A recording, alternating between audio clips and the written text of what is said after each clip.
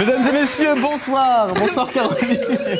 Bonsoir Damien, ravi de vous retrouver pour ce début de semaine avec un début en fanfare, on peut bien le dire. Avec une magnifique déclaration.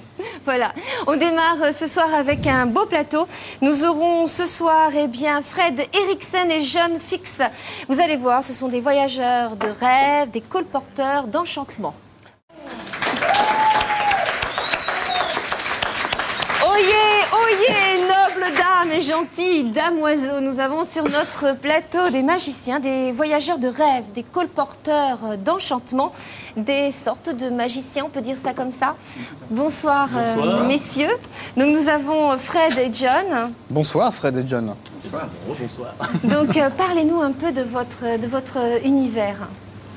Vaste univers en fait, qui est à mi-chemin entre ce que l'on peut appeler vraiment l'histoire et puis le monde des fées un petit peu également.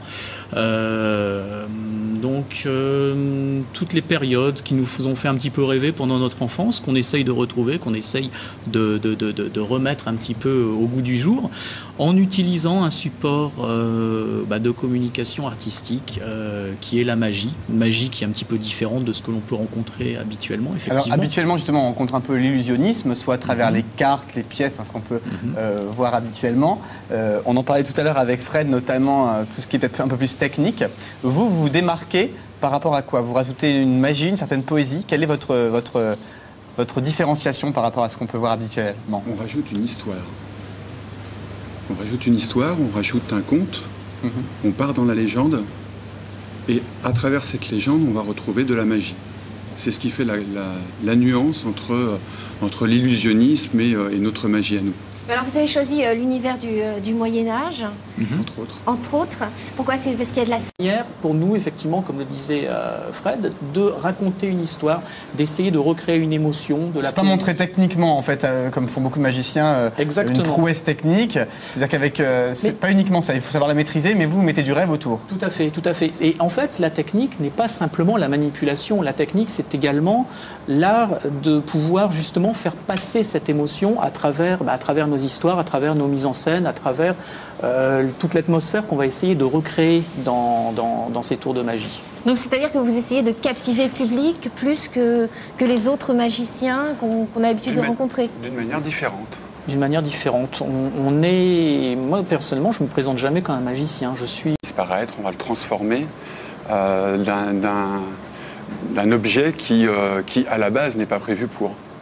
C'est-à-dire, vous pouvez, comme les cracheurs de feu, vous pouvez faire voilà, tout ça? Sauf que le cracheur de feu, on sait qu'il va cracher le feu. Et vous, là, en l'occurrence, le feu peut apparaître dans la main de la personne qui va détenir une pièce du Moyen-Âge, une pièce authentique. Et vous avez... Si on vous demande de nous faire une petite démonstration d'un de vos tours, donc pas forcément du close-up, je ne sais pas, est-ce que c'est possible, est-ce que c'est réalisable dans des conditions comme celle-ci en direct? On pourrait faire un petit peu de sorcellerie. Vous voulez bien venir? Oui.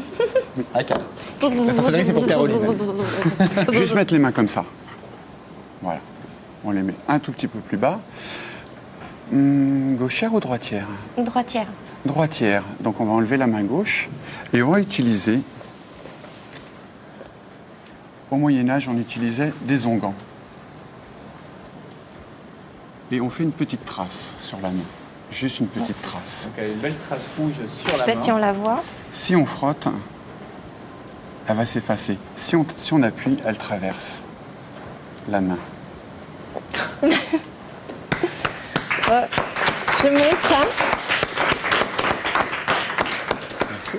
Bon, voilà. Vous allez rester avec ça, Caroline? C'est une taverne qui va vous plonger dans un milieu médiéval, réellement dans une taverne médiévale, où vous allez pouvoir manger médiéval, boire médiéval, écouter évidemment de la musique médiévale. Vous allez rencontrer des troubadours, un battleur, John, un sorcier, et tout le monde est costumé. Ce qui fait que l'ensemble des gens participent réellement à cette vie, parce qu'en fait, vous n'allez pas comme dans un restaurant, vous allez vivre dans une taverne l'espace du temps que vous allez consacrer à cette soirée. On va rappeler l'adresse justement de cette taverne. C'est au 30 rue Saint-Sabin. 30 rue Saint-Sabin, dans le 11e arrondissement, au métro Breguet-Sabin. Et on endroit qui rappelle s'appelle également Les Caves. votre site internet, donc c'est www.fred-eriksen.com. Donc on a toutes les infos concernant justement on va dire la magie du Moyen-Âge. Ben merci beaucoup. Et il est temps maintenant de passer Un autre style de magie.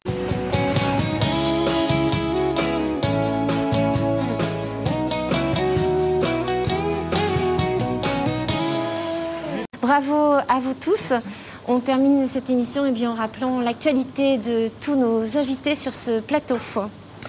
Nous commençons avec Fred Eriksen et John Fix, nos magiciens. On va vous appeler comme ça, nos magiciens médiévaux. Voilà, je vais vous appeler comme ça. Donc on peut vous retrouver à la taverne médiévale, rue Sabin, c'est bien ça, rue Saint-Sabin, pardon, dans le 11e arrondissement à Paris. Votre adresse email, on la répète, www.fred-eriksen.com.